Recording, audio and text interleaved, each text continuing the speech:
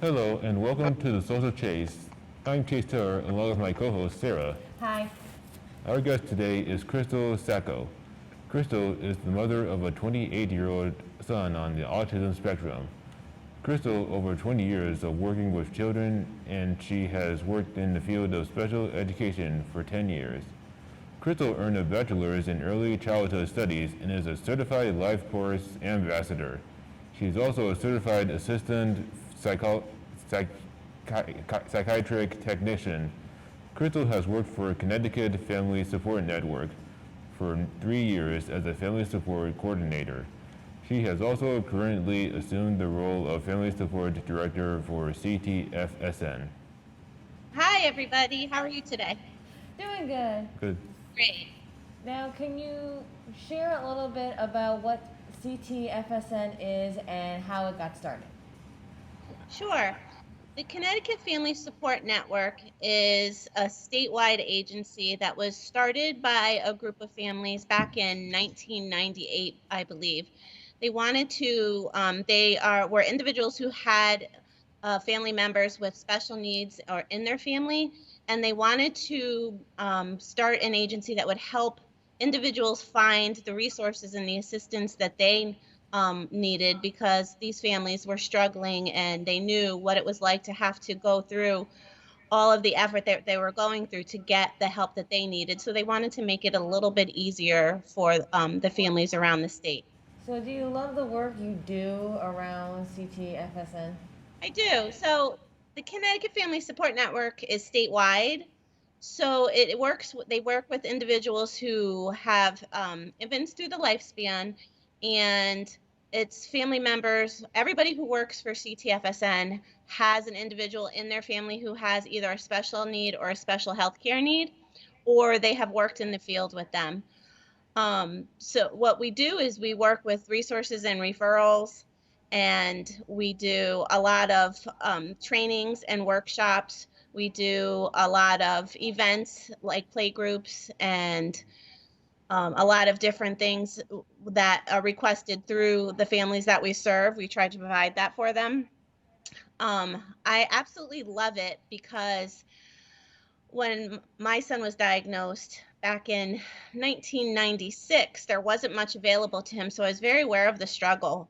And it makes me feel good to be able to stop the families from having to go through a lot of the struggle that I did back then. How was your son inspired to help others?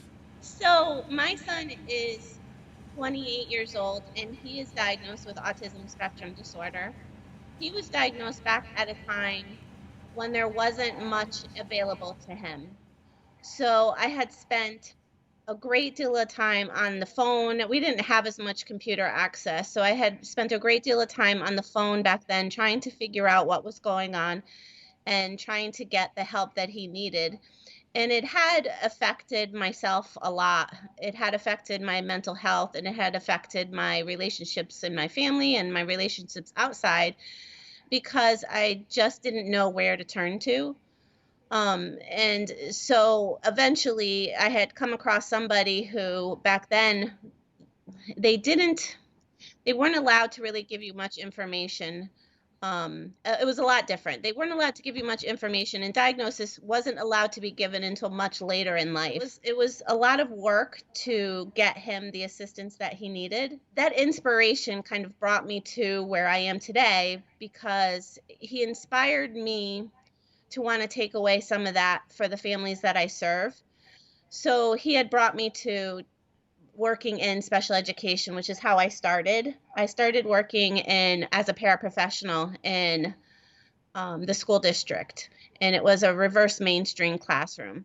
And then as I got more and more into it, because I had the background that I did, and at that time in the schools, they weren't bringing in that type of instruction, that type of education to the kids yet. I was the one who was responsible a lot for the instruction for the kids.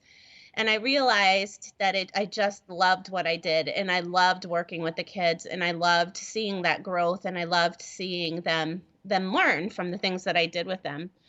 So it kind of just spiraled, and it kind of just kept going. And I ended up taking classes to become a BCABA, and which I worked with back then, the BCBA, who helped me get the classwork and the coursework and all the field work that I needed done.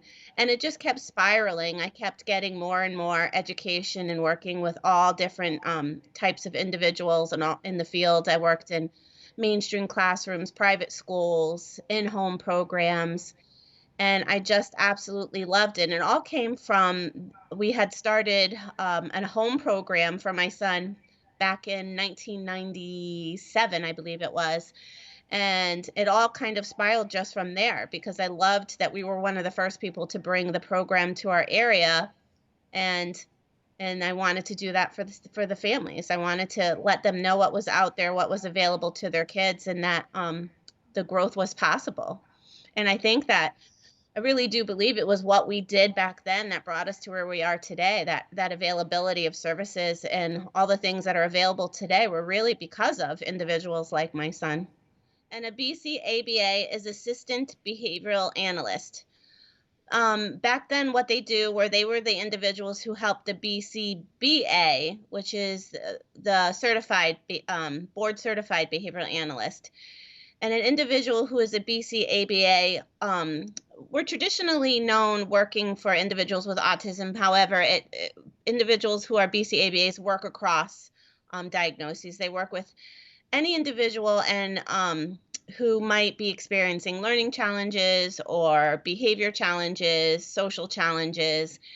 And it's really just about kind of finding out what type of environmental influences are happening that might be interfering with the individual's ability to learn, the individual's ability to socialize, the individual's behavior. And once we're able to do that, what we normally do is we break down tasks down into digestible pieces, and then we try to teach them back to the individual who is having the challenge. I did that from 2012 until about, my son was 21. So that would be 2000, it was 2000 and, hold on, 1994, 21. So about 2015, 2016, and then he had aged out of the programs that were available to him. He was going out from the school program and going out into a vocational program. And what had happened was my son had some regression because it was a difference in environment, and it was a little bit hard for him to make that transition easily because there weren't a lot of programs that were available to him. So he ended up having to come home with me for a while until we found an available program for him. So I was the person who was breaking down and creating the instruction throughout his day, and also helping him learn to deal with the emotions and the challenges that he was having, because he was missing his friends, he was missing his routine, he was missing everything that he was used to during the day. So we did have an elevation in a lot of different things that were going on for him, understandably, because he didn't understand the change. So we spent about 2 years, or I spent about 2 years creating a day for him, basically creating activities for him to do, creating learning environments for him to engage in, getting him out into the community, helping him learn how to de-escalate when he was having an emotional or a behavioral escalation.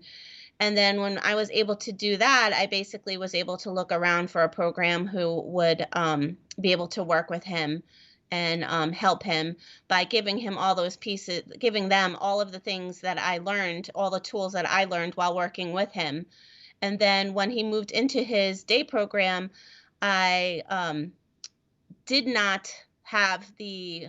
decided I didn't want to go on with the BCABA anymore, because we were just kind of entering a new challenge or a new piece of his life, and I wanted to kind of veer a little bit and work more towards with the families, which is kind of how I started looking into what I'm doing now. Thank you, Crystal, for that explanation. What does your son love to do? Oh boy, he is an active guy. It's so funny because I always say that he was born to an inactive family, because he loves to go out and we love to stay in. So he loves to take walks. He does not tire. He can go for hours on end walking and being out in the community and enjoying himself, and he will not even break a sweat. And he loves to be ahead of us while he's doing that. So he loves to be walking like at least 10 steps ahead of us. I always say it's because, who wants to be at his age and walking with his parents? So he wants that independence that, everybody else wants to.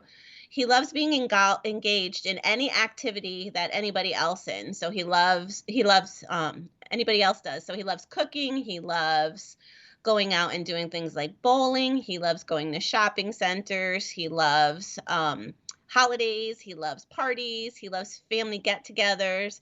Any kind of social event, he will just walk right in and basically be like, "Hello, I'm here."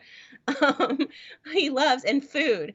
I would say that for my son, the most lovable activity that he engages in is eating. He is not somebody who is restricted in the things that he will eat. He basically will try anything that you give him, and he will spend his day asking you for more. So luckily, he is an individual who his activity level and his eating level kind of balance each other out. So he's a very healthy guy. Um, but the way to his heart is definitely through food. And then he will also like to, he loves funny things on television. He still loves cartoons. He still loves anything that makes him laugh. Overall, I would say that holidays are his favorite thing. So he loves being at family get-togethers. He loves Christmas. He's a Santa guy for sure. He would still go and see Santa anytime that he comes around. And he just loves enjoyment. He loves to smile. He loves to be happy. I can't even think of a time that he spent more than 10 minutes without a smile on his face. He loves joking.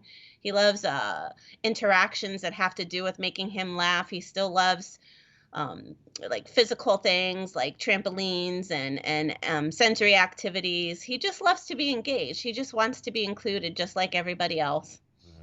I like that. I like to watch cartoons, and I don't mind going to like outings. And there's also like drawing as well. You like to draw? Wow. Yep. Crystal, when you're out with your son, I know the world has been very not kind to people with a disability. What do you wish people didn't assume about your son and others like him?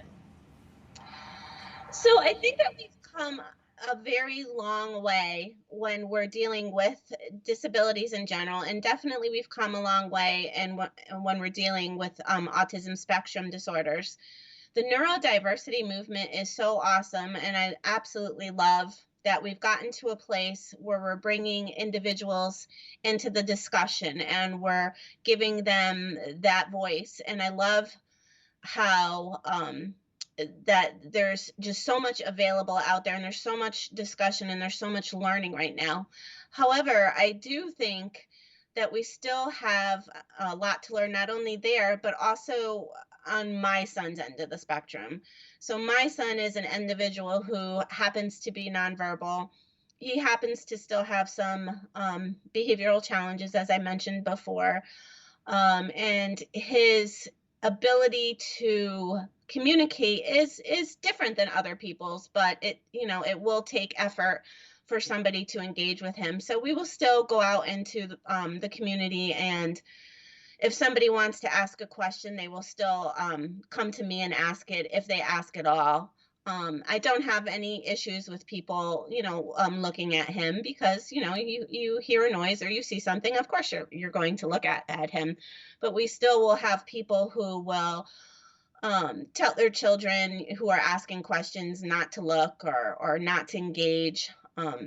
And we still do not have a whole lot of opportunities for him. And I think a lot of it is because there's just a lot of misunderstanding. And there's a lot of people who do not know how to interact with him because they haven't seen a lot of individuals like him. The focus is kind of just in a different place right now, and that's okay because we're still learning. I do wish there was more discussion about individuals like him. And it's interesting because back when he was born, the focus was more on they were showing movies like Rain Man, for example. So this was kind of the image that was out there when we talked about individuals with autism, and we weren't seeing other individuals who might have been a little bit more able to verbally communicate or be involved in the community. And now I feel like we're on the opposite end, where we're seeing all of the people who have maybe some less support needs, but we're not seeing individuals with, like my son. So it's kind of interesting how that shift took place. I just kind of wish we got to a place where everybody was shown in the discussion and brought into the discussion. So I just wish there were more opportunities for education for people who could learn how to communicate with individuals like my son, and learn that, I know that he's a large guy, so and sometimes it could be a little bit intimidating to approach someone who might not be showing traditional behavior, or might not be able to talk to you the way that you're used to. So it can be a little bit intimidating, as he's 6 foot tall, as I said. So I wish that we learned and were given some tools to people so that they knew that they could come up to him and try to talk to him, or at least include him. I wish that there were opportunities out there that were recreational for him. I wish that he had a lot more job opportunities, which is one of the hardest things for me too, because he was not able to ever get a job. And I think that if we looked at the best way to interact and communicate and learn about these individuals, we can create opportunities for him. And just using an example, he could be somebody that would just need to come in and out of a work experience, meaning he might be able to come into work, do 5 minutes of a job, and then maybe go off and be by himself, or engage in something that he wanted to engage in, and come back in. We don't have those opportunities right now. And so I just wish that people learned more about him, and then using that information that we were able to build programming for him, whether it was integration into community or job skills, or even it was difficult to find doctors or professionals who would work with him, because he didn't have the ability to speak to him or communicate with them. And so a lot of doctors were uncomfortable with taking him because they couldn't get the information they needed to diagnose a medical problem, for example. So we had a lot of difficulty finding professionals for him. I feel like if we had a lot more education about this side of the spectrum, then those opportunities might be more available to him. So I guess I just wish there was more discussion and more opportunities available to him and others like him. Now, when you're out with your son, do you wish that when people come up to you, what kind of questions would they kind of ask? So again, we're out in the community, or actually pretty much anywhere, but most often people don't even interact with him. So most often, it's unfortunate, but most often it's almost like they're not talking to him at all. And then if we get to a conversational point, or if we get to a point where we have to, for example, like if we're out at a restaurant, most often people will either not look at him, or they'll look at me, or they'll ask my husband what he wants. And they don't even focus their attention on him. I really do wish that people would at least turn their focus to him. I know that he's probably not going to respond, and that's okay too. He might, if you give him the processing time, or have that comfortable way of waiting, he might use his device, or he's always going to respond in a way that's comfortable to him, I should say. It might not be comfortable for you. So I wish that people at least directed their attention to him and gave him that chance to respond, or offered him the choices. It's funny, because one of the most exciting times for me is when I actually find that individual who does that. I'll give you an example. We were at Dunkin' Donuts the other day, which is one of my son's favorite places to go to. And we usually will have our device with us so that he's able to pick from the device what it is that he wants. Well, we happen to have forgotten the device.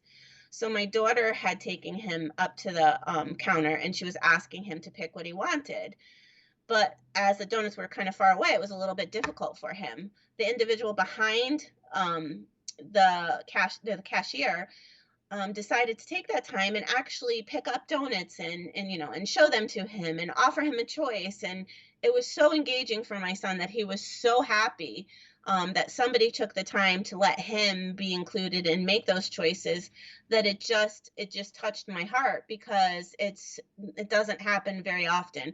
And when it does, I try to take that time to call their administrator or put something online and let them know that this individual actually took so much time to interact with my son, that I wanted them to be noticed. I just want to give them that feedback, because I think it's necessary, not only to let them know that they have this person working with them, but hopefully there'll be like a snowball effect, and more people will see this and see what it does for families, and they'll also do the same.